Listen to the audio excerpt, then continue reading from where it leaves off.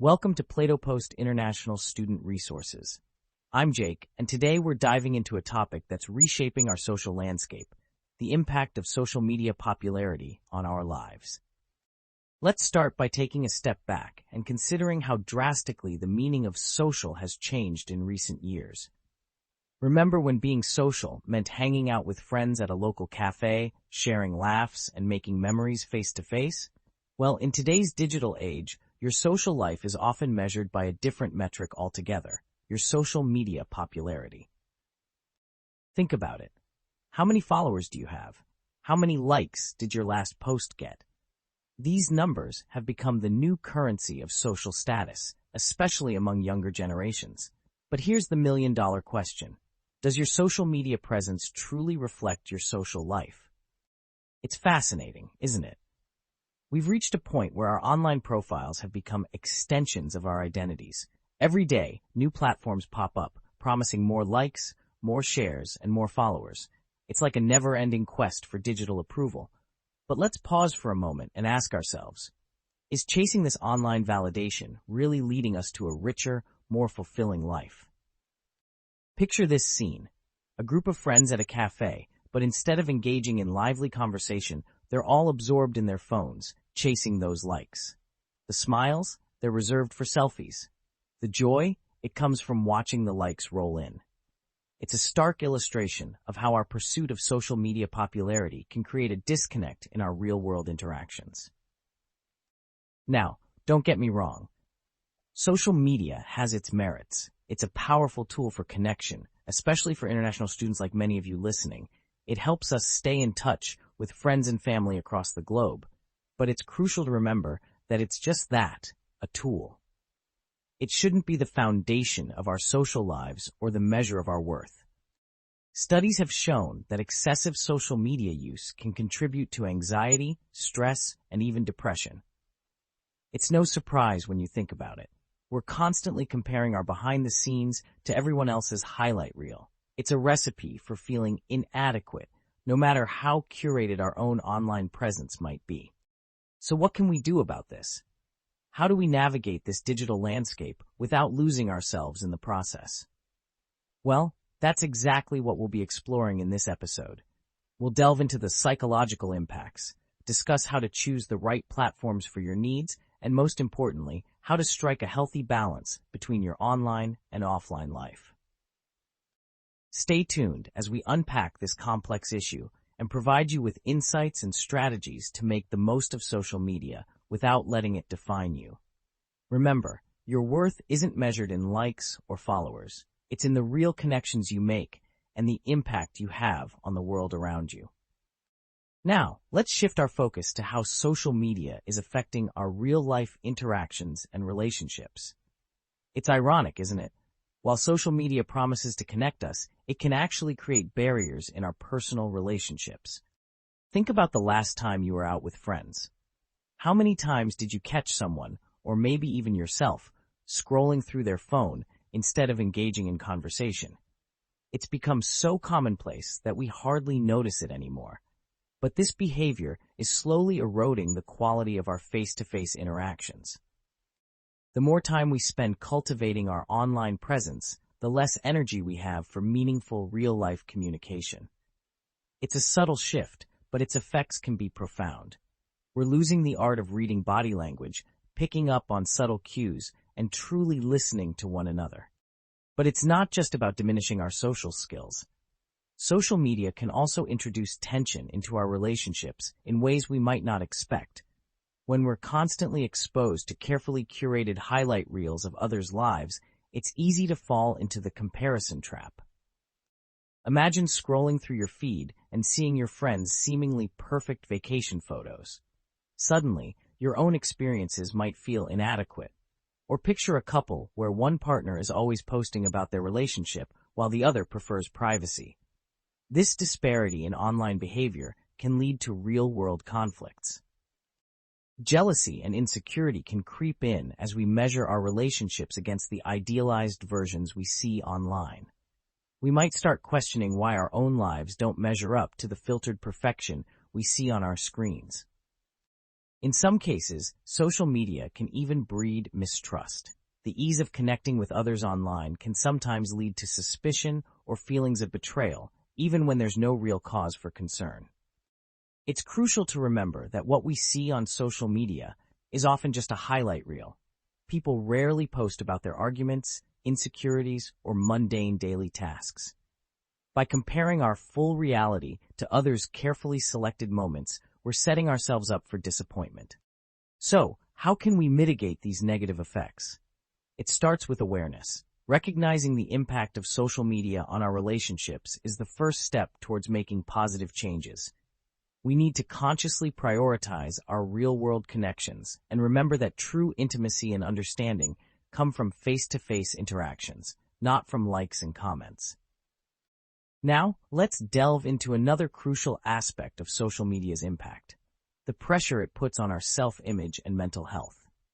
We've touched on how it affects our relationships, but the effects on our personal well-being can be just as profound. One of the most concerning issues is the link between social media use and increased rates of stress and anxiety. The need to maintain a constant online presence can be overwhelming. Many people feel compelled to keep up with trends, post regularly, and engage with followers, all while trying to present a polished version of their lives. Think about it. How often do you feel a twinge of anxiety when you haven't checked your phone in a while? That's the fear of missing out, or FOMO, at work. It's a real phenomenon that can create constant low-level stress in our lives. But it's not just about keeping up. The pursuit of perfection on social media can lead to immense stress and even burnout. We're constantly curating our online personas, trying to meet the expectations of our followers, and living in fear of negative comments or lack engagement. Imagine spending hours crafting the perfect post only to receive minimal likes or engagement. It can be disheartening and lead to feelings of inadequacy. This cycle of seeking validation through likes and followers rarely translates into true satisfaction or happiness. What's more, the algorithms of many social media platforms are designed to favor users who post various types of content multiple times a day. This creates additional pressure to be constantly on and producing content, which can be exhausting and stressful. It's important to recognize that this stress isn't just a minor inconvenience. Chronic stress can have serious impacts on our physical and mental health, affecting everything from our sleep patterns to our immune systems. But perhaps one of the most alarming effects of social media popularity is its impact on body image and self-esteem, particularly among young people. The constant exposure to edited, filtered images of perfect bodies can contribute to serious issues like eating disorders and body dysmorphia. Think about the last time you scrolled through Instagram or TikTok. How many airbrushed, perfectly posed photos did you see? It's easy to forget that these images often don't reflect reality. They're carefully curated, edited, and sometimes even digitally altered. For young people still developing their sense of self, this barrage of perfection can be particularly damaging. It sets unrealistic beauty standards and can lead to a distorted view of what's normal or attainable. The pressure to look perfect in every photo can lead to unhealthy behaviors. Some people may resort to extreme dieting, excessive exercise, or even consider cosmetic procedures to achieve the ideal look they see online. It's a vicious cycle. The more we see these unrealistic images, the more inadequate we might feel about our own appearance. And in the pursuit of likes and followers, we might be tempted to present an equally unrealistic version of ourselves, perpetuating the problem. So, what can we do to protect ourselves and others from these negative effects? Awareness is key. Understanding that what we see on social media isn't always real can help us maintain perspective. It's also important to curate our feeds, following accounts that make us feel good about ourselves rather than those that trigger negative comparisons. Remember, if you're struggling with these issues, you're not alone. There are resources available to help.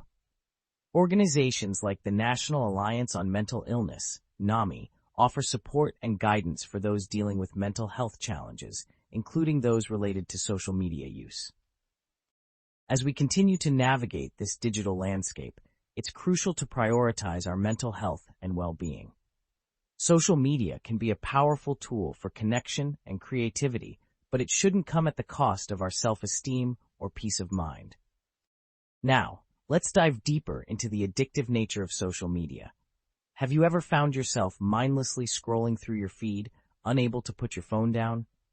You're not alone. Social media platforms are designed to keep us engaged, and they're incredibly good at it. The secret lies in the way these platforms trigger our brain's reward system. Every time we get a like, comment, or share, our brains release a small dose of dopamine, the same chemical associated with pleasure and reward. It's like a tiny hit of happiness, and it keeps us coming back for more. This dopamine-driven feedback loop can be incredibly powerful. We post something, anxiously wait for the notifications to roll in, and feel a rush of satisfaction when they do. It's a cycle that can be hard to break, especially when it's available to us 24/7 right in our pockets. But here's where it gets tricky. This constant need for digital validation can lead to a form of addiction. We might find ourselves checking our phones compulsively, even in inappropriate situations. We might feel anxious or irritable when we can't access our social media accounts. These are signs that our relationship with social media might be veering into unhealthy territory.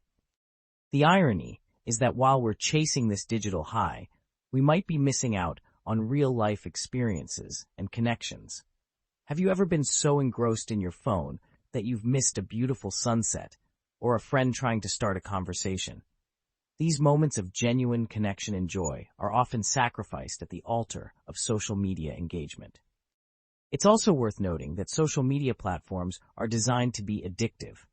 They employ teams of psychologists and user experience experts to make their apps as engaging and, yes, as addictive as possible. Features like infinite scroll, autoplay videos, and personalized content recommendations are all designed to keep us on the platform for as long as possible. So, what can we do to break free from this cycle? First, it's important to be aware of our habits. Try keeping track of how much time you spend on social media each day. You might be surprised by the results. Many smartphones now have built-in screen time tracking features that can help with this. Next, consider setting boundaries for your social media use. This could mean designating certain times of day as phone-free zones, or using app blocking software to limit your access to social media platforms. It might feel uncomfortable at first, but many people report feeling more present and less anxious after reducing their social media consumption. Remember, the goal isn't necessarily to quit social media entirely. These platforms can still be valuable tools for connection and information sharing.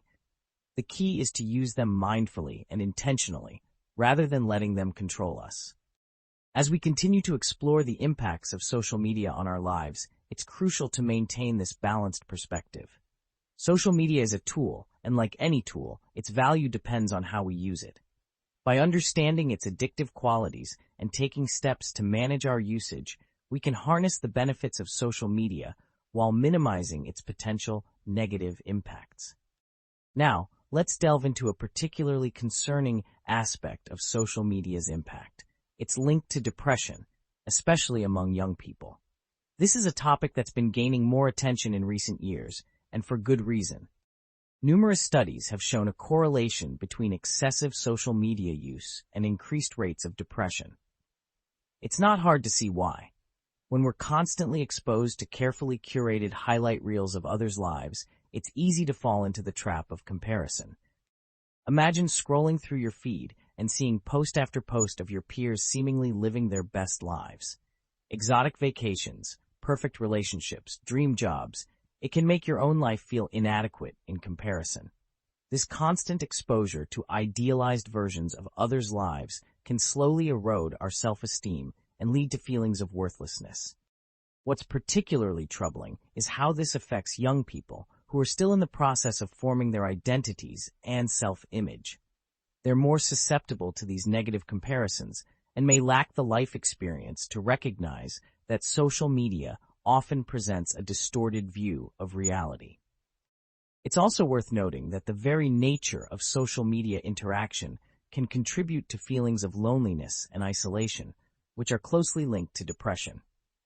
While we may have hundreds or even thousands of online friends, these connections often lack the depth and authenticity of real-world relationships. Moreover, the constant pursuit of likes, comments, and followers can create a cycle of seeking external validation.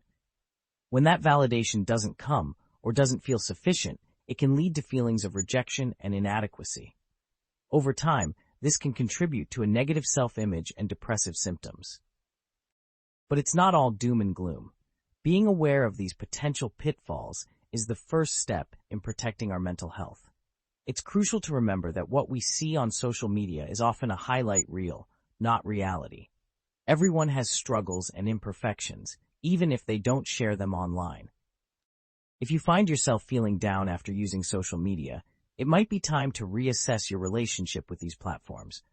Consider taking regular breaks, unfollowing accounts that make you feel bad about yourself, and focusing on cultivating real-world connections. Remember, it's okay to seek help if you're struggling with feelings of depression. Many universities offer counseling services, and there are numerous online resources and hotlines available. Your mental health should always be a priority, and there's no shame in reaching out for support. Now, let's shift our focus to an important aspect of social media that we haven't touched on yet: choosing the right platform. With so many options out there, it can be overwhelming to decide where to invest your time and energy. Each social media platform caters to different audiences and content types. Understanding these differences is crucial in maximizing your social media presence and reaching your intended audience effectively. Let's start with Instagram and TikTok. These platforms prioritize visual content, photos, and short-form videos. They're perfect for creatives, influencers, and brands that can showcase their products or services visually. If you're a photography student or aspiring fashion designer, these platforms could be your digital playground. On the other hand, Twitter is all about concise thoughts and real-time updates. It's a hub for news, trending topics, and quick interactions. If you're passionate about current events, politics, or just love engaging in witty banter, Twitter might be your go-to platform. For those of you focused on your professional development, LinkedIn is the place to be. It's ideal for networking, sharing industry insights, and building your professional brand. As international students, it can be a valuable tool for connecting with potential employers or finding internship opportunities. Facebook, while it might seem less trendy among younger users, still boasts a massive user base. It's great for community building, event organization, and staying connected with a diverse range of people. Many university groups and local communities use Facebook as their primary platform. Now, you might be wondering, do I need to be on all these platforms? The short answer is no. It's better to have a strong presence on one or two platforms that align with your goals and audience, rather than spreading yourself thin across all of them. Consider your objectives. Are you looking to showcase your creativity, build professional connections, share your thoughts on current events? Your goals should guide your platform choice. Also, think about where your target audience spends their time. If you're trying to connect with other students in your field, find out which platforms they use most frequently. Remember, each platform has its own language and best practices. What works on Instagram might not translate well to LinkedIn. Take the time to understand the nuances of your chosen platform to maximize your impact. Lastly, don't be afraid to experiment. You might find that a platform you didn't expect suits you best. The key is to stay authentic and true to yourself, regardless of which platform you choose. By selecting the right platform for your needs and using it strategically, you can harness the power of social media to enhance your personal brand, expand your network, and open up new opportunities. Just remember to use these tools mindfully and in moderation. As we continue our exploration of social media's impact, it's important to acknowledge that it's not all negative. Social media has become an integral part of our lives, and it would be short-sighted to ignore its benefits. However, we need to approach it with awareness and educate ourselves, especially the younger generation, about its effects. One of the key challenges we face is striking a balance between our online presence and our real-life interactions. It's about using social media as a tool for connection and growth rather than letting it consume us or define our worth. Think about how you use social media. Are you using it to enhance your life, or has it become a source of stress and anxiety? Are you connecting with others in meaningful ways, or just chasing likes and followers? It's crucial to remember that what we see on social media is often a curated version of reality. Those perfect Instagram photos or seemingly flawless lives on Facebook don't tell the whole story. Everyone has struggles and imperfections, even if they don't share them online. So, how can we use social media in a healthier way? First, be intentional about your usage. Set boundaries for yourself, like designated phone-free times or limiting your daily social media consumption. This can help prevent the endless scrolling that often leads to negative comparisons and wasted time. Second, curate your feed. Follow accounts that inspire you, educate you, or bring positivity into your life. Don't hesitate to unfollow or mute accounts that consistently make you feel bad about yourself or your life. Third, focus on quality over quantity. Instead of trying to rack up hundreds of superficial connections, invest in deepening your relationships both online and offline. Use social media as a starting point for real-world interactions, not a replacement for them. Lastly, remember that your worth isn't determined by your follower count or the number of likes on your latest post. Your value comes from who you are as a person, your actions, and the impact you have on the world around you. By approaching social media with mindfulness and intention, we can harness its power for good while minimizing its potential negative impacts. It's about finding that sweet spot where social media enhances our lives without dominating them.